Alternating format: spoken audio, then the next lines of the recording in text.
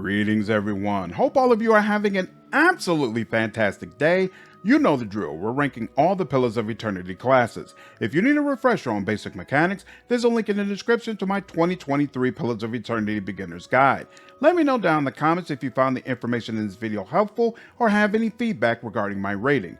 Let's jump into the 9th class of this series, Ranger. Rangers form partnerships with a soul-bonded animal, allowing them to absolutely decimate foes up close and afar. The core mechanic of this class is Animal Companion, and you can choose one who will follow your character at all times. More on that later. Rangers get a +1 bonus to stealth and a +2 bonus to survival. The accuracy bonus from survival will definitely help your ranged attacks, and stealth will help your rangers eliminate soft targets at the start of a fight. Rangers get very low endurance, high health, very high accuracy, and average deflection. This makes them perfect snipers to add to your squad. At level 1, you can choose between 2 abilities. Wounding Shot is available twice per encounter and does a small amount of crush damage while also hobbling your target. Hobbled creatures have their dexterity reduced by 2, their movement reduced by 1.5, and their resolved defenses reduced by 20. This is very useful if you want to slow down an enemy or if you have party members with sneak attack who can take advantage of hobbled foes. Marked Prey is available once per encounter and gives you, along with your pet, a 20% increase in damage against that opponent. Usually I would select this unless you have a couple of rogues on the squad. You automatically get to choose an Animal Companion.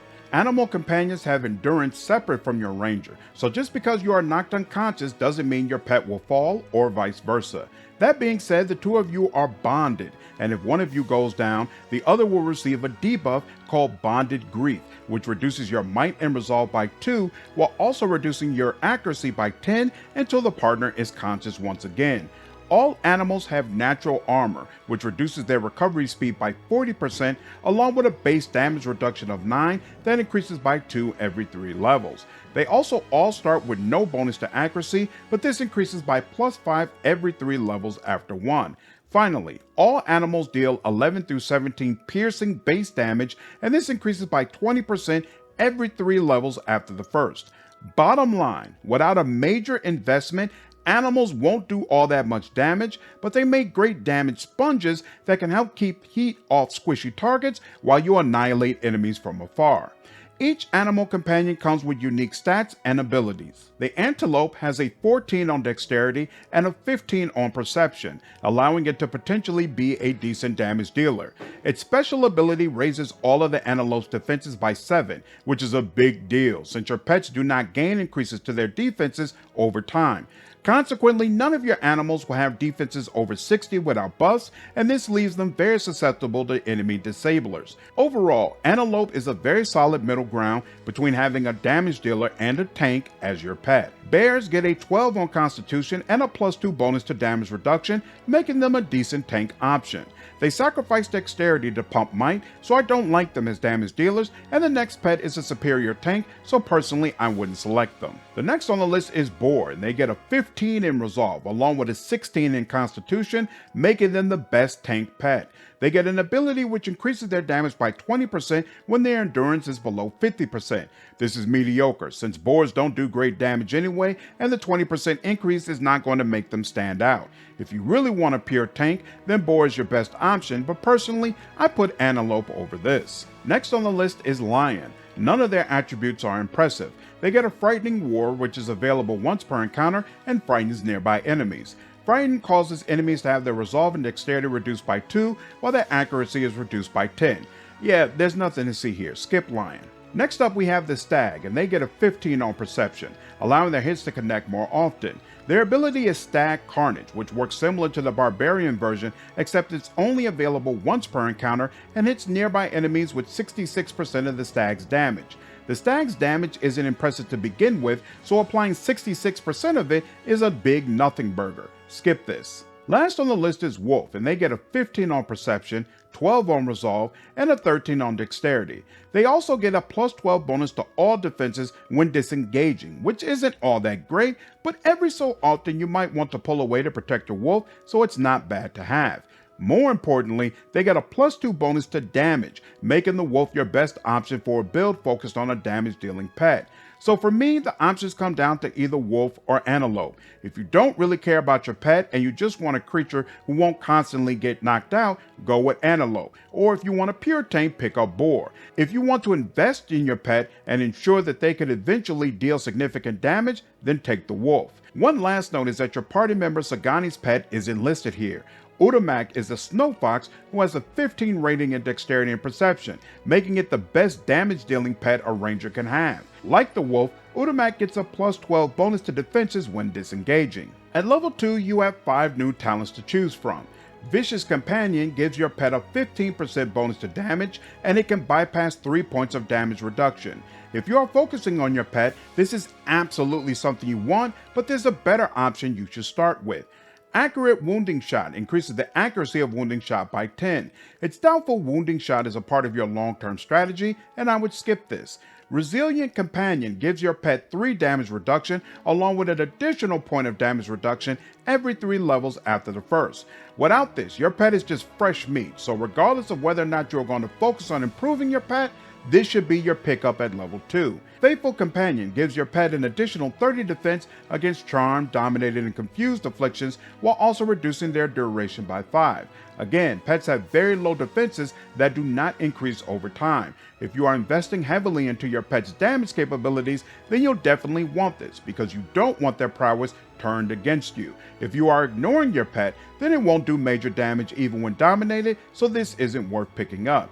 Keep in mind that it takes a while for you to start running into enemies that use charm type powers on a regular basis, so you don't need to get this right off the bat.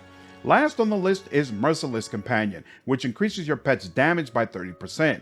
Obviously, if you are focusing on your pet, then this is a must-have, but prioritize increasing their damage reduction and decreasing enemies' damage reduction first. Then at levels 6 and 8, you can select this and then Faithful Companion or vice versa. At level 3, you get 3 additional abilities to choose from. Swift Aim gives you a 20% increase to attack speed, along with a 50% increase to reload speed and a penalty of 7 to your accuracy. Accuracy is crucial to a damage dealing character, so that penalty is painful, but this is still very effective if you use reloading weapons such as guns or crossbows. If you stack it with other abilities that increase speed, then this becomes even more powerful. Predator Sense increases the damage of your pet by 50% against enemies who are experiencing a damage over time effect. This is very powerful, but your ranger is a poor choice to afflict enemies in this way, which means you need another class in the party who can apply the necessary effects. Wounding Shot will activate this, but most likely your ranger has low intelligence, so it won't last long enough for it to be consistently effective. Finally, Vicious Aim inflicts a 20% penalty to attack speed and reload speed while providing a 20% increase to range damage and a bonus of 10 to accuracy.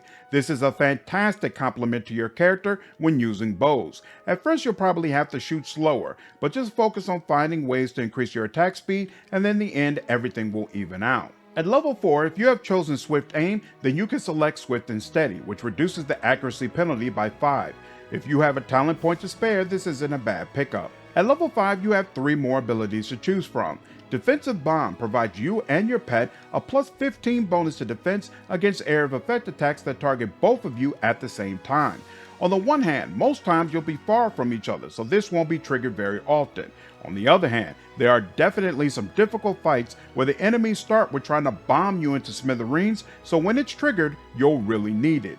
Personally, I skip it, but it's not a bad pickup. Stalker's Link gives you a plus 10 bonus to accuracy when attacking the same opponent as your pet. Obviously, any weapon will benefit from this, so I definitely recommend picking it up. Finally, Arrow Sense will give you plus 15 deflection against ranged attacks. Archers love ignoring the front line and targeting squishies, so this pickup makes a lot of sense, but it might be hard to squeeze it into your build. At level 6, if you have selected Defensive Bond, then you can take Strengthened Bond, which increases the defensive bonus by 10. Again, this won't trigger all that often, but when it does, an additional 10 to defense will definitely be welcome. At level 7, you get 3 more ability options. Driving Flight causes your arrows to push through your target and hit one other enemy behind them for less damage. The problem with this is, even though there are a ton of enemies, they love to completely spread out, so this won't trigger nearly as often as you might think. I would skip it. Takedown can be used twice per encounter and causes your pet to deal piercing and crush damage to an enemy while knocking them prone. The problem with this is your pet only has a 5 on intelligence, so even if this connects, the enemy won't stay down for much more than 5 seconds. Skip this.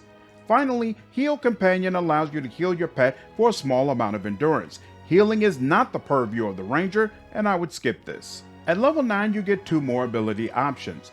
Binding Roots is available 5 times per rest and causes enemies to become stuck for a long period of time. Stuck enemies are unable to leave their location, have their dexterity reduced by 2, accuracy reduced by 5, and reflex and deflection defenses are reduced by 20. Rangers focus on dealing damage. Distributing afflictions is the purview of other classes. Revive Companion allows you to revive your companion with a small amount of endurance. Healing and reviving is not your job. Skip this. Before we review the last 3 levels, let me remind you that this channel has a free Discord available for you to join, and the link is in the description. If you enjoyed this video, I would also appreciate you hitting the like button. It really helps the channel out, and if you want to support this kind of content, please consider becoming a member of the channel, where you'll get access to full playthrough episodes. At level 10, if you have already selected Binding Roots, then you can take Thorny Roots, which increases the piercing and slashing damage by 15.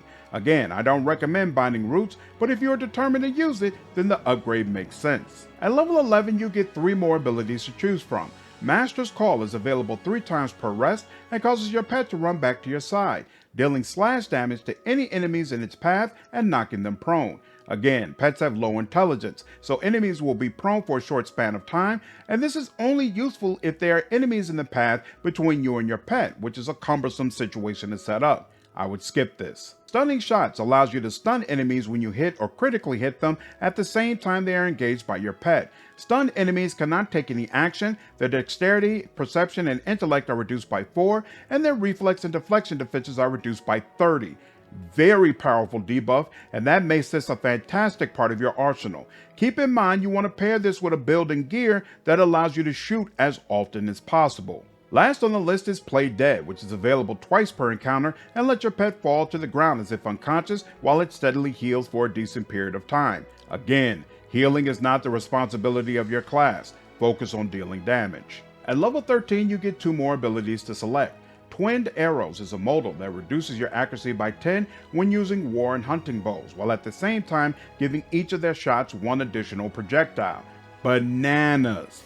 This is a significant increase in your damage production and absolutely a must-have regardless of whether or not your build focuses on your pet. Similar to Stunning Shots, the faster you shoot, the more useful this becomes, so wear light armor and use a weapon that ensures you keep the hits coming. Keep in mind this does not work with Vicious or Swift Aim, so you might need to respec in order to ensure your build gets the most out of this ability. Powder Burns is a modal that gives your firearms a cone of flame but leaves you blinded after each shot.